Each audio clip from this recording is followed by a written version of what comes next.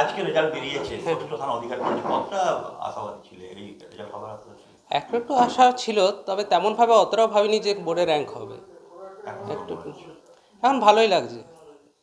চারিদিকে এখন সবাই আসছে ঘরে শুভেচ্ছা জানাতে। শুভেচ্ছা জানাতে। পড়াশোনায় কি কোনো মানা ধরার নিয়ম ছিল? না, মানাধান তেমনভাবে করতাম না, এবারে যখন দরকার হতো, যখন মনে হতো যে পড়া উচিত, তখনই পড়তাম। অমনিভাবে যে পার্টিকুলার কোনো টাইম ধরে অমনিভাবে পড়তাম না কখনোই আমি। স্কুলের শিক্ষকরা বা গৃহশিক্ষক, তারা কতটা অবদান রয়েছে এই পরীক্ষা? হ্যাঁ, ওই বিষয়ে আমি যেটা বলতে চাই, স্কুলের শিক্ষকদের এখানে অনেকটাই বেশি অবদান আছে। মানে আমি রেগুলারলি স্কুল যেতাম, একদম ক্লাস 10-এর প্রথম দিন থেকে অলমোস্ট রেগুলারলি স্কুল যেতাম। আর আমাদের কী বলে, গৃহশিক্ষকদেরও অবদান মানে কম নয়, তাদেরও অবদান নিশ্চয়ই আছে, কিন্তু স্কুলের অবদানটা অনেকটাই বেশি এর মধ্যে। এরপর ভবিষ্যৎ কি হতে চাও?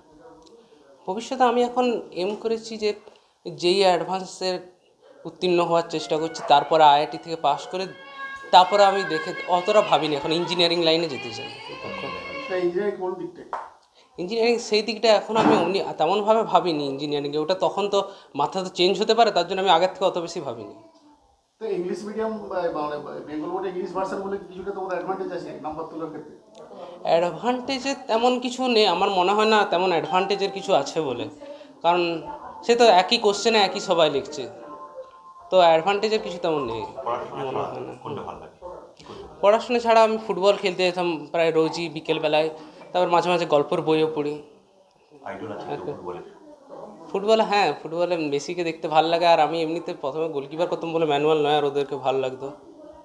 পড়াশোনা এবং ফুটবল খেলা, তার পাশাপাশি গল্পের বই পড়া, তুমি যেটা বলছো, সব কিছু মেনটেন করতে সব কিছু মেনটেন, ওটা সময় তো আছেই, 24 ঘন্টা সময় আছে, সেখানে আরামসে করা যায় মেনটেন। পড়াশোনা কি রাত জেগে করছে? রাত জেগে অতটা বেশি রাত জাগতাম না, মানে এমনি নর্মাল ওই 11:30 11টা খুব বেশি হলে, টেস্টের পর থেকে পড়াশোনা, টেস্টের পড়ার থেকে একটু বেশি হয়েছিল তখন। এই যে পড়াশোনা করেছো, এতে বাবা মায়ের অবদান কতটা? বাবা মায়ের অবদান অবশ্যই সব থেকে বেশি।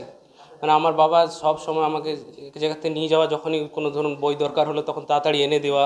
আমার মাও সব সময় আমাকে পড়তে বসানো, আমাকে সাহায্য করে যাওয়া। এই অবদান মানে কী বলে, এটা কম করা যায় না, এটা এত অবদান তাদের। আমার নাম কত জ্যোতি, নাম্বার পেয়েছো? আমি জ্যোতিপ্রসাদ চ্যাটার্জি, 690 পেয়েছি, র্যাঙ্ক 6th হয়েছি। বাবার নাম হরপ্রসাদ চ্যাটার্জি। কি করেন বাবা? বাবা এলআইসিতে কাজ করেন, আর